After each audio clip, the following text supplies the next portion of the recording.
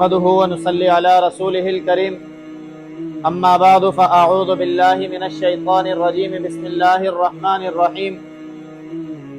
وَلَنَبْلُوَنَّكُمْ بِشَيْءٍ مِّنَ الْخَوْفِ وَالْجُوعِ وَنَقْصٍ مِّنَ الْأَمْوَالِ وَالْأَنفُسِ وَالثَّمَرَاتِ وَبَشِّرِ الصَّابِرِينَ الَّذِينَ إِذَا أَصَابَتْهُم مُّصِيبَةٌ قَالُوا إِنَّا لِلَّهِ وَإِنَّا إِلَيْهِ راجعون صدق الله العلي العظيم ونحن على ذلك لمن الشاهدين والشاكرين والحمد لله رب العالمين۔ میرے معزز سامعین، میں نے آپ کے سامنے قرآن کریم کی آیات مبارکہ تلاوت کی ہیں۔ دعا ہے کہ اللہ رب العزت صحیح بیان کرنے کی توفیق عطا فرمائے، مجھے اور آپ کو اس پر عمل کرنے کی توفیق عطا فرما دے۔ اس آیت مبارکہ کے اندر اللہ رب العزت نے اس انسانی زندگی کے اندر آنے والے مختلف اتار اور چڑھاؤ کو بیان کیا ہے کہ یہ اتار اور چڑھاؤ کس وجہ سے آتے ہیں، ان کا مقصد کیا ہوتا ہے، اور کیا یہ اللہ کی ناراضگی کا سبب ہوتے ہیں یا اللہ کی رضا کا سبب ہوتے ہیں۔ ان ساری کی ساری چیزوں کو اس آیت میں بیان کیا گیا۔ اللہ رب العزت فرماتے ہیں کہ وَلَنَبْلُوَنَّكُمْ بِشَيْءٍ مِّنَ الْخَوْفِ، کہ ہم ضرور بضرور تمہیں کبھی خوف کی صورت میں آزمائیں گے، کبھی ہم تمہیں بھوک سے آزمائیں گے، اور کبھی اللہ رب العزت تمہیں باغات اور ثمرات دے کر آزمائیں گے۔ لیکن اس سارے کے سارے معاملے کے اندر یہ نہیں کہا جا سکتا کہ کسی کے پاس کثرت سے مال اور دولت ہے تو اللہ اس سے راضی ہے، یا کسی کے پاس مال اور دولت نہیں ہے تو یہ کہہ دیا جائے کہ اللہ اس سے راضی نہیں ہے۔ یہ اللہ رب العزت کی محبت کو ناپنے کا معیار نہیں ہے، بلکہ اللہ رب العزت نے یہ دستور اسی لیے رکھا ہے کہ اللہ دیکھنا چاہتے ہیں کہ تم اسلام میں اس لیے آئے ہو کہ مال اور دولت مل جائے، یا اس لیے آئے ہو کہ اللہ اور اللہ کے نبی کی محبت مل جائے۔ اگر تمہارے ذہن میں اور تمہارے دل میں مال اور دولت کی اہمیت ہے، اس مال اور دولت کی اہمیت کے پیش نظر تم اسلام کے دامن کو تھام رہے ہو یا اسلام کے طریقوں پر چل رہے ہو، اور تمہارے ذہن میں یہ بات ہے کہ اس سے ہم مال اور دولت اور دنیا حاصل کر لیں گے، تو اللہ رب العزت کہتے ہیں کہ ایسی چیز کی کوئی ضرورت نہیں۔ یا یہ کہ مالداری تو تھی لیکن اسلام لانے کے بعد مال ختم ہو گیا، دولت ختم ہو گئی، تو اب یہ کہا جائے کہ اسلام کی وجہ سے سارا کا سارا مال اور دولت ختم ہو گیا۔ اللہ فرماتے ہیں کہ ایسے لوگوں کی بھی کوئی ضرورت نہیں، بلکہ ایسے لوگوں کی اللہ کو ضرورت ہے کہ جو اپنی مال اور دولت، تنگی اور خوشی، غمی اور سب کچھ اللہ کے اوپر قربان کر دیں، کہ اگر اللہ خوشحالی دے دے تو بھی اللہ تیرا شکر ہے، اگر اللہ غمی کے اندر رکھتا ہے تو بھی اللہ کا شکر ہے۔ سارے کے سارے معاملات اللہ رب العزت نے کم و بیش 100 لاکھ انبیاء اکرام علیہم السلام کی دنیا کے اندر مبعوث فرما کر ہم سب کو تعلیم فرمائی کہ کسی نبی کے بیٹوں نے اس کو نہیں مانا، کسی نبی کے گھر والوں نے اس کو نہیں مانا، کسی نبی کے علاقے والوں نے اس کو نہیں مانا، اور کسی نبی کے ملک اور قوم والوں نے اس کو ملک اور قوم سے نکال کر باہر کھڑا کر دیا، اور کسی قوم کے نبی کے اوپر اللہ رب العزت کی طرف سے بیماریاں آ گئی، کسی نبی کو اللہ نے زمین کے اندر بادشاہت دے دی۔ اللہ رب العزت نے حضرت سلیمان علیہ السلام کو ایسی بادشاہت اس زمین کے اندر دی کہ ان کے جیسی بادشاہت آج تک کسی ایک حاکم کو بھی نصیب نہیں، کہ وہ حکمرانی ان کی صرف اور صرف دنیا میں نہیں تھی، دنیا میں تو تھی لیکن صرف اور صرف انسانوں پر نہیں تھی، بلکہ دنیا کے اندر موجود تمام کی تمام مخلوقات بشمول ہوا اور پانی کے ان کو حکومت حاصل تھی۔ پانی کو اپنے حکم سے وہ چلاتے تھے، ہوا کو اپنے حکم سے وہ کہیں بھی رخ کرتے تھے، وہاں ہوا ان کو لے جایا کرتی تھی۔ چونٹیوں پر ان کی حکومت تھی، ہاتھیوں پر، بیل مچھلیوں پر، جہاں جائے ان کی حکومت کے چرچے تھے۔ لیکن کہیں کہیں ایسے نبی بھی آئے کہ جنہوں نے فقر و فاقے کی حالت گزاری۔ خود ہمارے نبی علیہ السلام نے فقر و فاقے کی زندگی گزار کر اپنی امت کو سبق دیا کہ بھائی اس کے اوپر اللہ کی محبت کا معیار نہیں ہے، یہ دنیا کا حاصل ہو جانا اور حاصل نہ ہونا یہ معیار محبت نہیں ہے۔ دنیا کے اندر اللہ کی محبت کا معیار یہ ہے کہ میرا اور آپ کا دل اللہ کے حکم پر ہر دم پلٹنے کو، ہر دم اللہ کے آگے جھکنے کو تیار رہے۔ جب ہمارے دل کے اندر یہ اہمیت نہیں ہے تو معلوم ہوا کہ ہمیں اللہ اور اللہ کے رسول کے حکم کی اہمیت ہے۔ جب ہمیں اللہ اور اللہ کے رسول کے حکم پر عمل کرنے میں تردد ہو، اس کے اوپر مشکلات آئیں اور پھر ہم صبر کر کے اس کے اوپر جمے نہ رہیں تو ہمارا ایمان صحیح نہیں۔ اس آیت میں یہی بتایا گیا کہ وَبَشِّرِ الصَّابِرِينَ، کہ خوشخبری تو ان لوگوں کو جو صبر کرنے والے ہیں، جو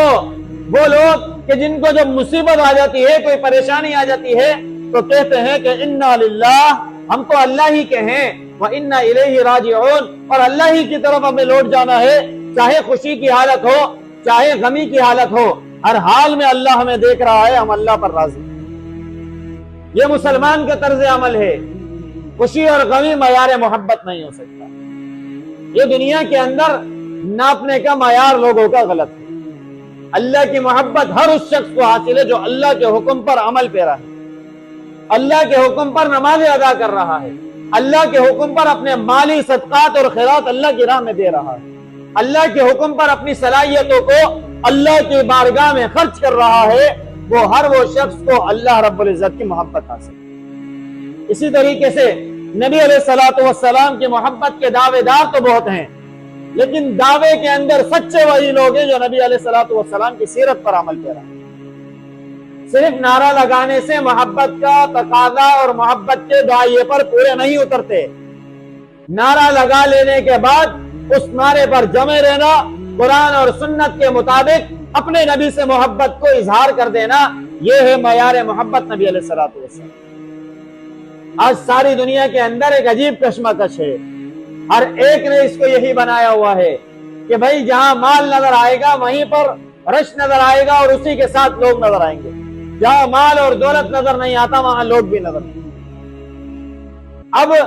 اگر اعلان کر دیا جائے کہ جی نماز ادا کرنے کے اوپر حکومت کی طرف سے فلاں اعلانات ہیں تو دیکھیں مسجدوں میں کتنا رش ہوتا ہے، لیکن اللہ کی طرف سے جو اعلانات ہیں کہ فجر کی نماز پڑھ لینے پہ تمہارے دن بھر کی ذمہ داری میرے ذمہ ہے، اگر تم ظہر کی نماز پڑھ لیتے ہو تمہارے جسم کا سکون میرے ذمے میں ہے، عصر کی نماز پڑھ لیتے ہو تمہارے گھر والوں کی اور تمہارے زندگی کی معیشت میرے ذمے میں ہے، مغرب کی نماز ادا کر لیتے ہو تو میں تمہیں رزق کی فراوانی دے دوں گا، عشاء کی نماز پڑھ لیتے ہو میں تمہیں رات کو سکون کی نیند سلا دوں گا، یہ ساری کی ساری گارنٹیاں جو رب دے رہا ہے، اس رب کے اعلانات پر میں اور آپ کان نہیں در رہے، میں اور آپ لبیک نہیں کہہ رہے، میں اور آپ اس طرف لپک نہیں رہے، بلکہ ہم لوگ روپیہ اور پیسہ اور مال اور دولت کے اعلانات پر لپکتے ہیں، جن اعلانات نے آج مجھے اور آپ کو اس دہانے پر لا کے کھڑا کر دیا ہے کہ ہم برباد ہو چکے۔ ہم سمجھ رہے ہیں کہ میں کامیاب ہو گیا، لیکن میں یہ نہیں دیکھ رہا کہ میرے بھائی کا کیا حال ہے، میرے پڑوسی کا کیا حال ہے، میرے محلے والوں کا کیا حال ہے، میرے ملک اور قوم کا کیا حال ہو چکا ہے، میں اس کی طرف نظر نہیں دوڑا رہا۔ ایک فجر کی نماز، ایک نمازی بے نمازی کی نحوست 40 گھر دائیں بائیں آگے پیچھے تک جا رہی ہے، میں کب اس کو سمجھوں؟ ہم ملک اور قوم کو سارے کے سارے مل کر برباد کر رہے ہیں۔ ملک اور قوم کی سالمیت اللہ رب العزت کے حکم کو ماننے میں، چاہے خوشی آ جائے، چاہے غمی آ جائے، چاہے فراوانی آ جائے، چاہے تنگی آ جائے، چاہے کتنا بھی بڑا بوجھ اوپر گر جائے، لیکن اللہ کو راضی ہر دم رکھنا ہے، اللہ اور اللہ کے نبی کے حکم پر ہمیشہ عمل پیرا۔ یہی مسلمان کا دستور ہونا چاہیے، یہی اس کا مشن ہونا چاہیے، یہی اس کی ترقی کا راز ہونا چاہیے کہ ہماری ترقی کا راز ہمارا قرآن اور سنت، قرآن اور سنت کے علاوہ ایک لمحہ بھی اس دنیا میں اللہ نہ گزروائے۔ جب قرآن اور سنت کا نظام نہیں ہوتا تو اس وقت لوگوں کی عزت پامال ہوتی ہیں، حقوق مجروح ہوتے ہیں، والدین کو حقوق نہیں ملتے، بچوں کو حقوق نہیں ملتے، اساتذہ کو حقوق نہیں ملتے، اسی طریقے سے معاشرے میں بسنے والے ایک ایک انسان اور ایک ایک حیوان اور نباتات اور جانوروں کو حقوق نہیں مل رہے ہوتے، کیونکہ اسلام کی بالادستی نہیں۔ اسلام کی بالادستی میرے نبی نے قائم کر کے دکھائی تھی، میرے نبی کے صحابہ نے قائم کر کے دکھائی تھی، کہ جہاں ایک اونٹ سے بھی نبی علیہ الصلوۃ والسلام پوچھتے ہیں کہ بھائی کیا ہو گیا کہ تمہارا پیٹ تمہاری کمر سے لگ چکا ہے، کہا میرا مالک مجھے کھانا نہیں دیتا۔ اس اونٹ کے حقوق بھی میرے نبی نے بتائے کہ جانوروں کے اوپر زیادہ ظلم نہ کرو۔ یہ ہے اسلام اور اسلام کے حقوق، اسلام کے بتائے ہوئے اصول۔ اس میں ہر ایک انسان کی بھی کامیابی ہے، اس کے اندر ہر ایک حیوان، نباتات اور جانوروں کی بھی کامیابی۔ اس طرز عمل کو ہم چھوڑ دیں گے تو پھر اس دنیا کی بھی رسوائی مقدر میں آئے گی، اور آخرت کی رسوائی تو ویسے ہی مقدر بنے گی۔ قرآن اور سنت کا نظام وہ ہے کہ جو ہمیں عرش پر بٹھا سکتا ہے، لیکن قرآن اور سنت کو جب ہم چھوڑ دیں گے تو یہ قرآن اور سنت کا چھوڑ دینا ہمیں اس دنیا کی ذلتوں اور پستیوں کے اندر لے جائے گا، اور آخرت کے اندر تباہی کے گھروں کے اندر لے جائے گا۔ یرفع بہذا الکتاب اقوام، اس قرآن کے ذریعے اللہ نے بہت سی قوموں کو اٹھایا ہے، وَيَضَعُ بِهِ آخَرِينَ، اور اس قرآن کے وجہ سے اللہ نے بہت سے لوگوں کو گھروں میں ڈال دیا ہے۔ وجہ کیا ہوئی کہ جو قرآن پر عمل پیرا ہوئے ان کو ترقی ملی، ان کو عروج ملا، لیکن جو قرآن پر عمل پیرا نہ ہوئے، قرآن کے حکم کو نہیں سمجھا، قرآن کے دستور کو نہیں سمجھا، وہ پستیوں کے اندر چلے گئے۔ میرے عزیزو، اس قرآن اور سنت کے نظام کو اس دنیا میں، اس ملک پاکستان میں نافذ کرنے کی جدوجہد ہر ایک اپنے ذمے لے لے کہ قرآن اور سنت کا نظام اس پاکستان میں نافذ کر کے رہیں گے، جبھی ہمارے حقوق ملیں گے۔ قرآن اور سنت کا نظام نہیں آئے گا تو مختلف قسم سے چورن بیچنے والے ہمارے پاس آتے رہیں گے، لیکن ہمیں حقوق نہیں مل سکتے۔ حقوق چاہیے تو اسلام کا نظام اس پاکستان میں نافذ کرنے کی جدوجہد کریں۔ دعا ہے کہ اللہ رب العزت خود مجھے بھی اس پر عمل کرنے کی توفیق عطا فرمائے، آپ تمام میں سے ہر ایک کو بھی عمل کرنے کی توفیق عطا فرما دے۔ وآخر دعوانا ان الحمدللہ رب العالمین، الحمدللہ رب العالمین والعاقبۃ للمتقین، والصلاة والسلام علی سید الانبیاء والمرسلین،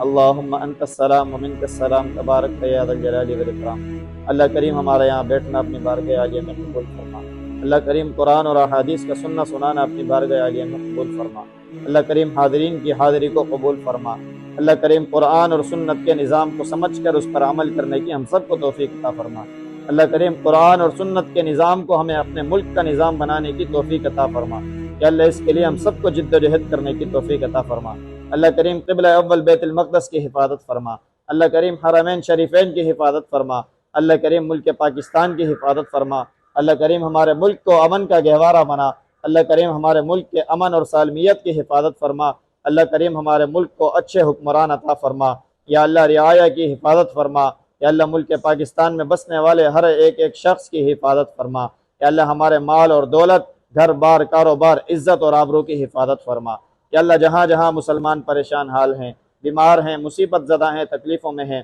یا اللہ تمام کی بیماریوں کو، پریشانیوں کو، تکلیفوں کو، مصیبتوں کو دور فرما۔ یا اللہ جتنے بے روزگار ہیں، اللہ تمام کو حلال طیب روزگار عطا فرما۔ یا اللہ جتنے برسرے روزگار ہیں ان کے روزگار میں، کاروبار میں خیر و برکت عطا فرما۔ یا اللہ جتنے پیارے ہمارے اس دنیا سے چلے گئے، اللہ سب کی کامل بخشش فرما۔ اللہم رب ارحمہما کما ربیانی صغیرا، وصلی اللہ تعالی علی رسول خیر خلقہ محمد وعلی آلہ واصحابہ اجمعین، آمین برحمتک۔